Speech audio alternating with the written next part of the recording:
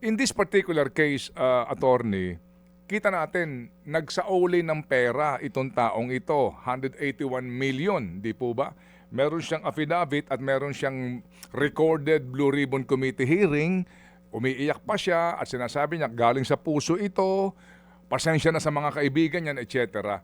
Kapag ho ganyan, kabigat yung kanyang testimony at nagsauli pa ng pera, paano mo siya paniniwalaan kaya? Ano ang argumento niya kaya ngayon? At sino makikinabang dito sa kanyang recantation? Na hindi ako nakinabang, wala akong ninakaw, at hindi totoo. Nakasama ako sa sindikatong ito. Well, ang primarily makikinabang dyan, yung mga mastermind, yung mga bosses nila, yung mga nag-utos sa kanila. No?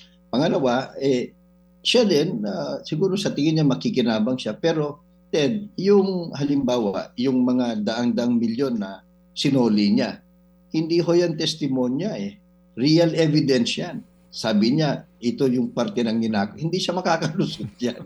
Hindi niya pwedeng sabihin, ay hindi ko pala ninakaw ito at wala naman palang pera kasi it's real evidence. So it will stay.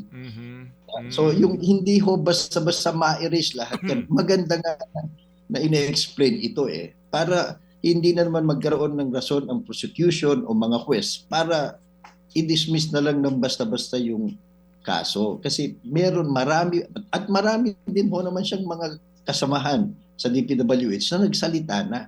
May mga record, may mga cheque, may mga budget. So, hindi basta-basta ho na mababaliwala. The real evidence, the documentary evidence will remain. And I think there is more than enough for the Ombudsman to continue prosecuting. Mga kapatid, brothers and sisters, saan ka pa? Dito na tayo sa totoo.